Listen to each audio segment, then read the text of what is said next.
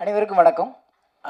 இந்த மேடை மிக முக்கியமான ஒரு மேடையாக பார்க்குறேன். பொதுவாக பத்திரிகையாளர்கள் தான் இன்றைக்கு கலைஞர்களையும் படைப்பாளிகளையும் கொண்டு போய் வெகுஜனங்களிடம் கொண்டு போய் சேர்க்குற ஒரு காலகட்டம். அப்படி இருக்கும் பொழுது இந்த மேடை வந்து ஒரு அற்புதமான ஒரு ஆளுமைகளை நிலைநிறுத்தி இங்கே இருந்தாலும் ஒரு பெரிய ஒரு சின்ன வருத்தமும் குறையும் வந்து ஐயா இளையராஜா அவர்கள், இசைஞானி அவர்கள் இங்கே வந்து அமர்ந்திருக்கணும். அது காலச்சூழல், அது நிறைய பேர் அதை பற்றி பேசிட்டாங்க. இருந்தாலும் அவர் இல்லாத அந்த ஒரு அலங்காரம் கொஞ்சம் குறைவாகவே இருக்கிறது. எனவே எல்லாம் வல்ல இறைவன் அவருக்கு எல்லா அருளையும் துணிவையும் கொடுத்து அவர் அந்த அந்த ஒரு இழப்பிலிருந்து வெளியில் கொண்டு வரணுங்கிறத எல்லா வல்ல இறைவனை நான் வேண்டிக் கொள்கிறேன். அடுத்து வந்து ஆதிராஜனை பொறுத்து நான் வந்து பாடல் எழுத தொடங்கிய காலகட்டத்திலேருந்து முயற்சி பண்ண காலகட்டத்திலேருந்து எனக்கு நண்பர். பொதுவாக வந்து ஒரு பேனாக்காரன் இயக்குனராக மாறுவது அவ்வளவு இயல்பாக முடியாத ஒரு காரியம். அந்த குடும்பத்திலேருந்து வந்து பெரும் போராட்டங்களுக்கு மத்திய எனக்கு தொடர்ந்து ஒரு 4வது படமோ 5வது படமோ எனக்கு இயக்கி இன்றைக்கு ஒரு மிகப்பெரிய ஒரு வெகுஜனங்கள் இருக்கிற ஒரு மேடையில் வந்து ஒரு பத்திரிக்கையாளர் நிற்பது, இது பத்திரிக்கையாளர் குடும்பத்துக்கு கிடைத்த வெற்றியாக நான் பார்க்கிறேன்.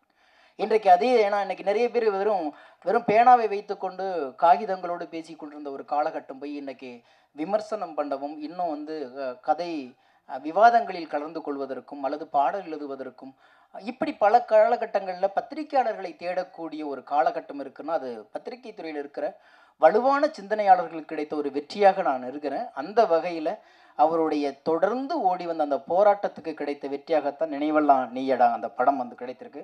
அதுக்கு வந்து தயாரிப்பாளர் உண்மை அவருக்கு தான் நமக்கு வந்து முதல்ல பாராட்டு கொடுக்கணும். ஏன்னா ஒரு இயக்குனரை நம்புவதை விட ஒரு பேனாக்காரனை நம்பி வந்திருக்கீங்க, அது வந்து பாராட்டக்கூடியது. 2வது வந்து இந்த படத்தில் வந்து நான் ஒரு 3 பாடல் எழுதியிருக்கிறேன். அண்ணன் நான் பொதுவாக மேடையில் பேசும்போது எனக்கு முன்னாடி பேசுகிறவங்களுக்கு யாருக்கும் பதில் சொல்ல மாட்டேன். ஆனால் இந்த மேடையில் சொல்லணும்னு ஆசைப்பட்றேன். நிறைய நேரம் எடுத்துக்க மாட்டேன், பயந்துடாதீங்க. ஏன்னா எல்லாமே காலம் தொடர்ந்துகிட்டு இருக்கு. ஏன்னா பொதுவாக நான் எனக்கு சில நேரத்தில் ஆதங்கமாக நான் சொல்லுவேன். நான் இது வரைக்கும் ஒரு 3000 பாட்டு எழுதியிருக்கேன். ஒரு 30 பாட்டு தான் கமர்ஷியல் பாட்டு.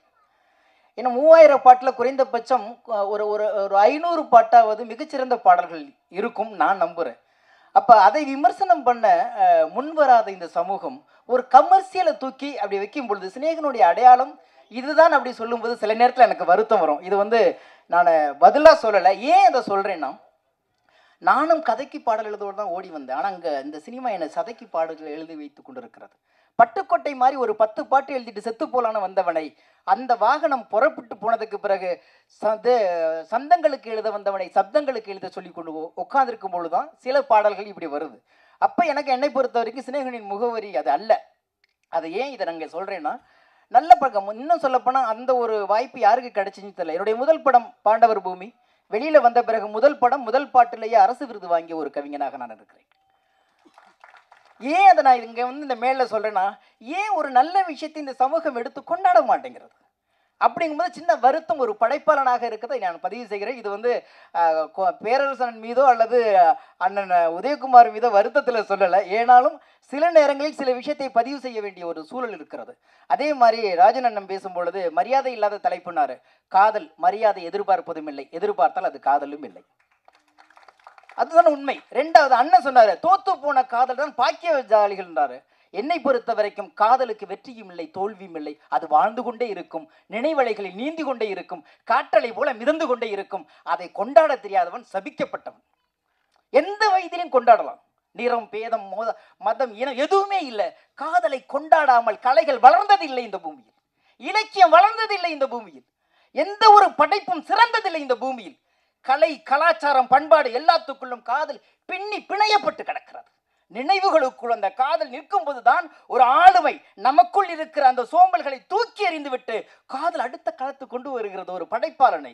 எனவே காதல் கொண்டாடப்படுவதை தவிர வெற்றி தோல்வி என்று நிர்ணயிக்கப்படுவதற்கு எவனுக்கும் அருகதை கிடையாது. காரணம், காதலை காதலாய் காதலில் காதலித்தவர்கள் காதலில் எவனும் இல்லை. காதல் காதலாகவே இருக்கிறது. இங்கே தோற்பது காதலர்கள் தானே தவிர காதல் ஒருபோதும் தோற்பார். தோற்றுக்கொண்டே இருக்கிறார்கள் காதலர்கள், ஆனால் காதல் வென்று கொண்டே இருக்கிறார். தோற்றால் இன்னும் சொல்ல போனா இங்கே காதலை வெளிப்படுத்தி வென்ற காதல்களை விட காதலை வெளிப்படுத்தாமல் வென்று கொண்டிருக்கிற காதல்கள் அதிகம். எல்லா நட்புக்குள்ளும் காதல் இருக்கிறது. காதல் இல்லாத நட்பு என்றால் அதுக்கு பேர் நட்பே இல்லை. சொல்லாமல் வேண்டால் இருக்குமே தவிர காதல் இல்லாமல் இருக்காது.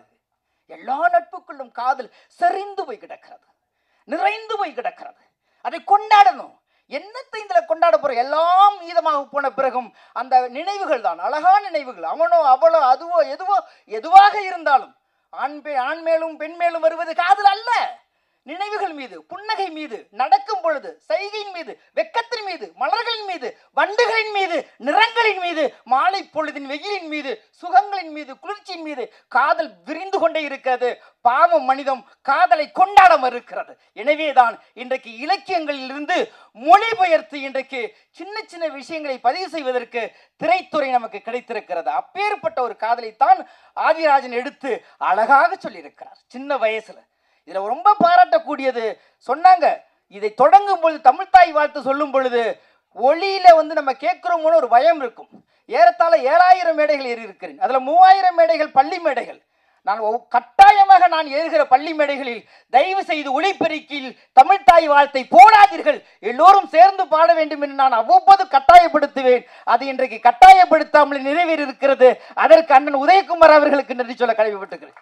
ஏன்னா நம்ம எல்லாமே ஒன்னா சேர்ந்துதான் வாய்ப்பாடை கத்துக்கிட்டோம், 1-2 கத்துக்கிட்டோம், ஆனாவனவை கத்துக்கிட்டோம், ஓதாமல் ஒரு நாளும் இருக்க வேண்டாங்கிற கத்துக்கிட்டோம், திருக்குறளை கத்துக்கிட்டோம், நலவென்பா நாலடியார் எல்லாம் சேர்ந்து சேர்ந்து பேசினதுனால்தான் அவ்வளோ பெரிய ஆளுமை இதுக்குள்ள இருக்கு. எனவே தமிழ்த்தாய் இந்த மேடையில் எல்லோரும் வாய்விட்டு பாடியதற்காக வாழ்த்து சொல்வதோடு ஒரு அழகான காதலை நினைவெல்லாம் நீயடா படம் பதிவு செய்திருக்கிறது. காதலை கொண்டாடுபவர்கள் இந்த காதலை கொண்டாடுகிற தலைமுறைகளுக்கு எடுத்துச் செல்லுங்கள். நன்றி, வணக்கம்.